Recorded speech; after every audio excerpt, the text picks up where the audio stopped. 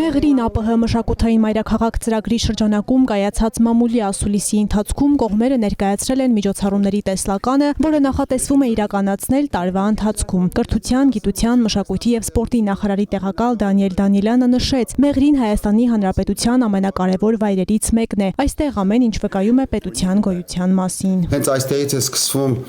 մեր խաղաղության օրակարգը Հայաստանի Հանրապետության եւ կառավարության վարած խաղաղության խաչմերուկ ուրեմն նախագծի տրամաբանության մեջ մենք մշակութային խաչմերուկ ուրեմն նախաձեռնությունը բերել ենք Մեղրի, սա մշակույթի մասին է բնականաբար, որը մեզ ասում է, որ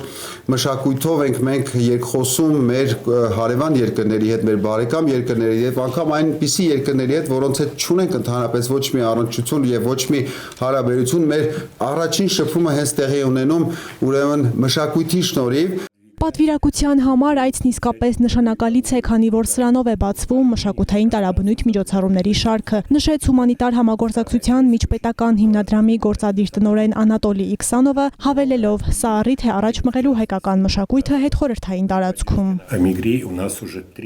Մեղրին Հայաստանի երրորդ քաղաքն է Գյումրիից եւ Գորիսից հետո, իսկ ընդհանուր մեր կազմակերպության շրջանակում 22-րդը, որն արժանացել են նման պատվաբեր կոչման։ Սա չափազանց կարևոր է հետխորհրդային տարածքում մշակութային միջավայրի ձևավորման ու հետագա պահպանման համար։ Այս ծրագիրը հետաքրքիր է այն առումով, որ քաղաքի բնակիչները կտեսնեն մշակութային միջոցառումների ամբողջ ներկապնակը, որն իսկապես ընդգրկուն է։ Կարևոր է նաև այն հանգամանքը, որ մասնագետներն ԱՊՀ տարբեր երկրներից անմիջականորեն կարող են տեսնել, թե ինչ է տեղի ունենում Մեղրիում։ Մեղրի համայնքի ղեկավար Խաչատուր Անդրեասյանը նշեց, որ միջոցառումն ինքնին տեղաբնակների համար ունի պատմական նշանակություն։ Գնահատելի են համայնքի հանդեպ ցուցաբերած նման ուշադրությունն ու հոգատարությունը։ Վստահ եմ,